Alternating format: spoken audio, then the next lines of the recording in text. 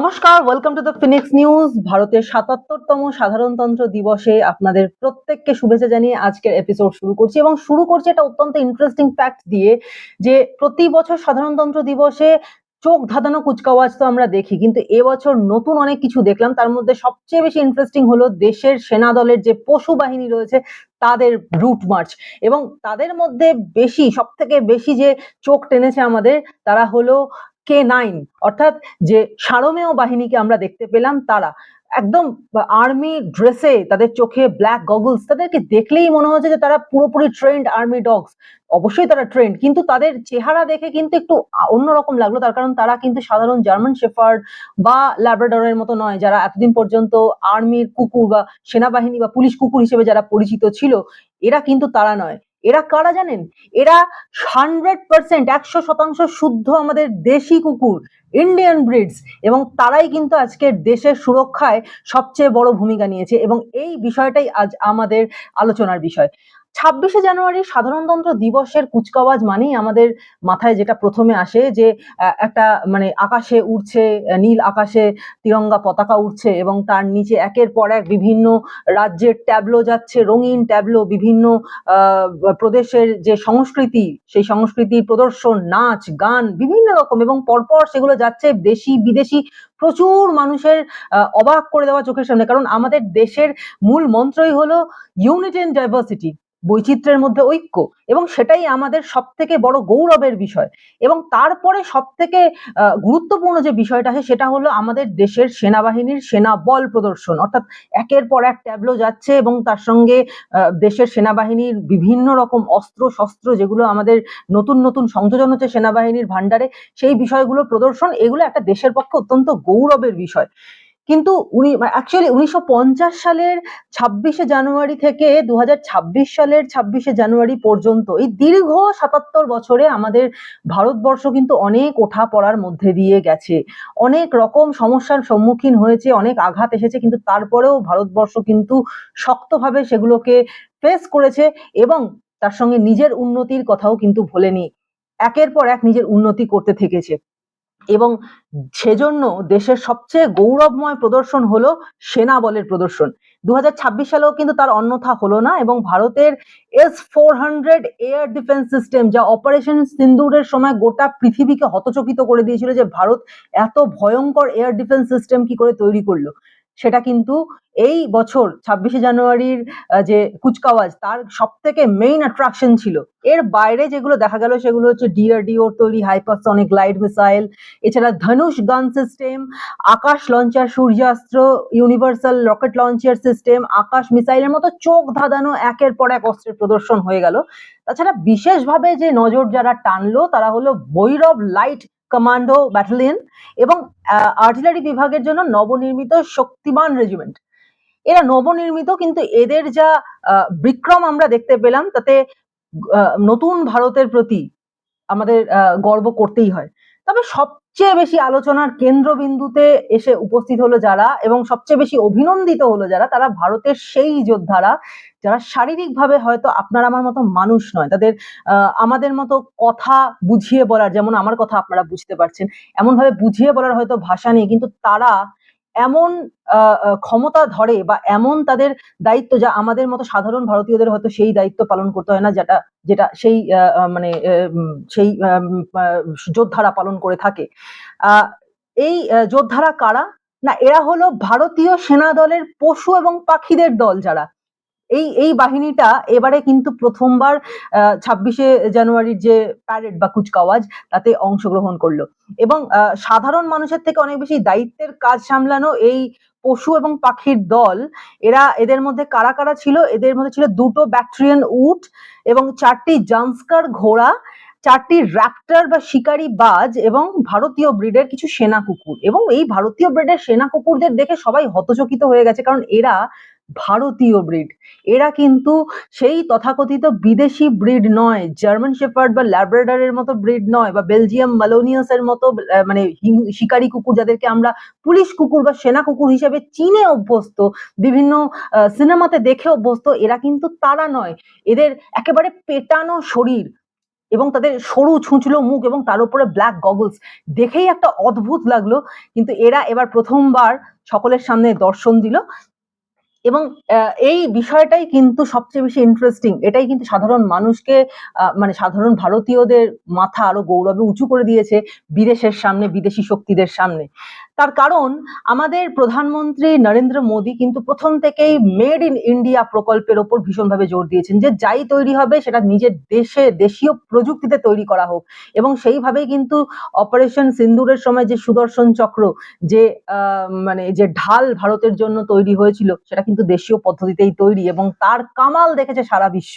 সেখানে দাঁড়িয়ে প্রধানমন্ত্রী নরেন্দ্র মোদী কিন্তু 2020 সালের 30শে অগস্ট মন কি বাত অনুষ্ঠানে দেশীয় কুকুরদের যে ব্রিড রয়েছে, বিভিন্ন ব্রিড রয়েছে, তাদের যথেষ্ট প্রশংসা করেছিলেন। তিনি বলেছিলেন যে এরকম বেশ কিছু ব্রিডস রয়েছে যাদের মানে শারীরিক সক্ষমতা বা যাদের এই পরিস্থিতির সাথে মানিয়ে নেওয়া, মানে এক একটা মিলিটারি অ্যাসাইনমেন্টে বা বিভিন্ন রকম প্রোগ্রামে, মিলিটারি প্রোগ্রামে যতখানি কঠোর ট্রেনিং চলে, সেই ট্রেনিংকে এই ভারতের মতো আবহাওয়াতে অ্যাডাপ্ট করার ক্ষমতা সেটা অন্যান্য ব্রিডের থেকে ভারতীয় ব্রিডের মধ্যে অনেক বেশি থাকবে স্বাভাবিকভাবে। তার কারণ এই ব্রিডগুলো এই দেশেই জন্মাচ্ছে, এই দেশেই তারা বড় হচ্ছে, এই দেশের জল মাটি হাওয়াতেই তাদের শরীর তৈরি হচ্ছে। সুতরাং এই ব্রিডকে নিয়ে যদি এক্সপেরিমেন্ট করা যায়, সেই পরামর্শ কিন্তু প্রধানমন্ত্রী নরেন্দ্র মোদী দিয়েছিলেন। এবং সেই পরামর্শ শুনে প্রথমবার এই বিষয়টাকে কিভাবে সামনাসামনি কাজে লাগানো যায় বা এই বিষয়টাকে এক্সিকিউট করা যায় কাজের ক্ষেত্রে,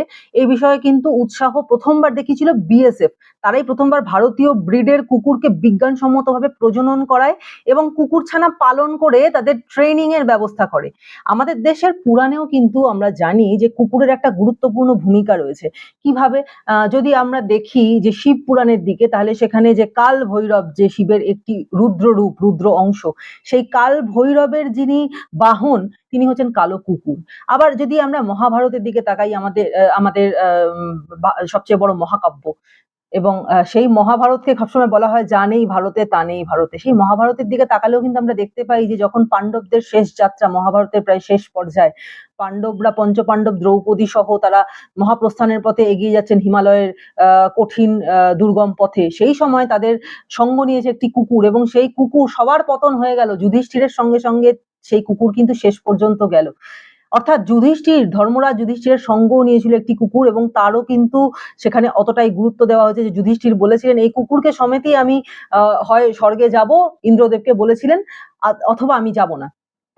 পরে সেই কুকুর, তিনি ধর্মরাজের রূপ নিয়ে তিনি যুধিষ্ঠিরকে বলেন যে তিনি তাকে পরীক্ষা করছিলেন। অর্থাৎ কুকুরকে যে কতটা সম্মানের চোখে ভারতীয় পুরাণ দেখেছে বা ভারতীয় ইতিহাসে যে কুকুর কতটা গুরুত্বপূর্ণ স্থান পেয়েছে সেটা আমরা জানি। কিন্তু পরবর্তীকালে দেখা গেছে যে আমাদের ভারতীয় যে ইন্ডি ব্রিড গুলো, তাদেরকে আমরা রাস্তার খেঁকি, নেড়ি ইত্যাদি নাম দিয়ে তাদেরকে তাচ্ছিল্য করে এসেছি এবং আমাদের কাছে সবচেয়ে বেশি গুরুত্ব পেয়েছে বিদেশি ব্রিডের কুকুর।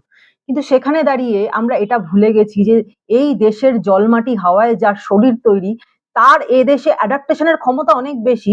বাইরের কুকুর যাদের ডিএনএ বা যাদের শরীর এ দেশের সঙ্গে ম্যাচ করে না, তাদের তুলনায় অনেক বেশি সেটা হওয়ার কথা এবং এটাই ন্যাচারাল। কিন্তু সেই বিষয়টাকে প্রধানমন্ত্রী নরেন্দ্র মোদী বলার পর থেকে আমাদের দেশের সেনাবাহিনী এই বিষয়টাকে এক্সিকিউট করার কাজে লাগিয়েছে এবং তাতে যা ফলাফল হয়েছে সেটা একেবারে চমকপ্রদ। একটি পরীক্ষায় দেখা যাচ্ছে, মানে এই যে ট্রেনিং গুলো দেওয়া হলো, তারপরে কিন্তু দেখা যাচ্ছে এই ট্রেনিং এর কাজ শুরু করে তাদেরকে প্রায় আজ পর্যন্ত 150-র বেশি কুকুরকে ট্রেনিং দেওয়া হলো এবং সেই ট্রেনিং দেওয়ার পর তাদেরকে দেশের বিভিন্ন প্রান্তে, বিভিন্ন সীমান্তে তাদেরকে মোতায়েন করা হয়েছে এবং তারপরে তার সুফল দেখা যাচ্ছে যে ভারতীয় ডিএনএ তে সমৃদ্ধ, ভারতের জলবায়ুতে বেড়ে ওঠা দেশের এই চার পেয়ে যোদ্ধারা তাদের ক্ষমতার তারাবাজি দেখাচ্ছে ভারতের প্রতিটা প্রান্তে।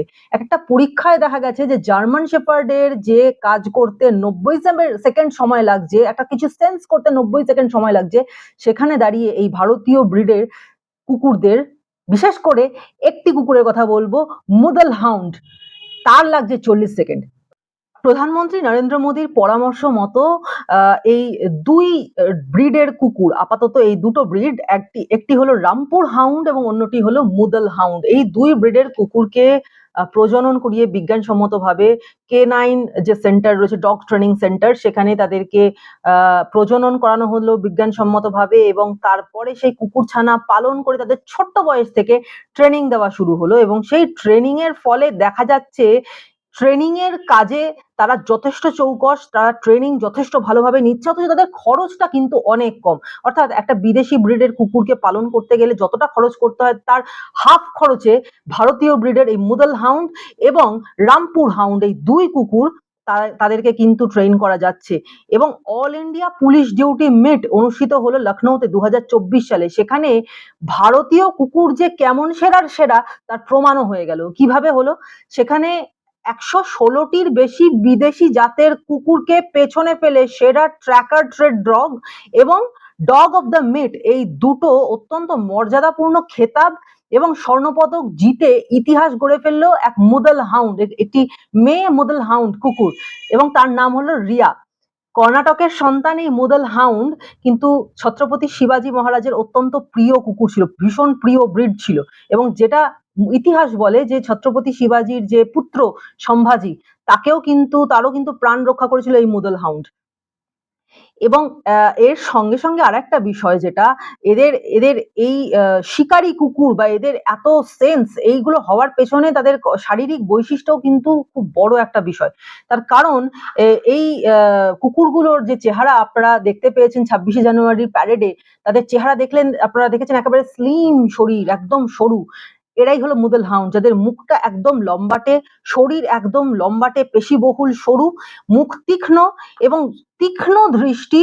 প্রায় 3 কিলোমিটার দূর থেকে এরা মানে গন্ধ শুকে বুঝে নিতে পারে, অসাধারণ তাদের ঘ্রাণ শক্তি, প্রচন্ড তীব্র গতি, এবং একই সঙ্গে এরা ভীষণভাবে কিন্তু অনুগত, এদের আনুগত্য একেবারে প্রশ্নাতীত। শুধু তাই নয়, প্রধানমন্ত্রী নরেন্দ্র মোদীর যে ব্যক্তিগত দেহরক্ষীর টিম, তাতেও কিন্তু রয়েছে 2টি মুদল হাউন্ড। এবং শুধু মুদল হাউন্ডরা নয়, এর বাইরে রামপুর হাউন্ডরাও কিন্তু নিজেদের তীক্ষ্ণ বুদ্ধি, গতিশীলতা এবং ঘ্রাণ শক্তির জন্য ভীষণভাবে উপযুক্ত শিকারী কুকুর হিসেবে। এবং অবশ্যই আপনারা বুঝতে পারছেন যে যখন ট্রেনিং হয়, পুলিশ ট্রেনিং হচ্ছে বা আর্মির ট্রেনিং হচ্ছে, সেই সময়ে গতিশীলতা, তীক্ষ্ণ বুদ্ধি, একাগ্রতা, ঘ্রাণ শক্তি, এগুলো ভীষণ গুরুত্বপূর্ণ। এবং এই গুরুত্বপূর্ণ যে বিষয়গুলোকে সেই প্রত্যেকটা পরীক্ষাতে সসম্মানে উত্তীর্ণ হয়েছে আপাতত এক্সপেরিমেন্ট যাদের উপর করা হয়েছে ভারতের এই 2টি কুকুর, মুদল হাউন্ড এবং রামপুর হাউন্ড, এই দুটো কুকুরের ওপর, এবং এরা কিন্তু সসম্মানে উত্তীর্ণ হয়েছে। বিভিন্ন জায়গায় বহুবার যৌথভাবে সীমান্তবর্তী এলাকায় মাদক পাচার এবং সন্দেহভাজন ব্যক্তিকে গ্রেফতার করার ক্ষেত্রে, এগুলো মাদক পাচার রোধে বা সন্দেহভাজন ব্যক্তিকে গ্রেফতার করার ক্ষেত্রে এই 2 কুকুর কিন্তু খুব গুরুত্বপূর্ণ ভূমিকা পালন করেছে। তারা সেখানে গিয়ে এই ধরনের সমস্যাগুলোকে যখন সমাধান করবার জন্য প্রয়োজন হয়েছে, তারা কিন্তু ঝাঁপিয়ে পড়েছে, এত সাহসী তারা। সুতরাং সাধারণতন্ত্র দিবসে সেনাবাহিনীর পাশাপাশি এই পশু সেনাদেরকেও কিন্তু সম্মান না জানালেই নয়, কারণ এরাও ঠিক ততটাই আমাদেরকে রক্ষা করছে যতটা আমাদের দেশের সেনারা আমাদেরকে রক্ষা করছে, এবং এরা তো সেনাবাহিনীরই অংশ, K9 তো দেশের সেনাবাহিনীরই অংশ। সুতরাং a big salute to these warriors. Joy Hind.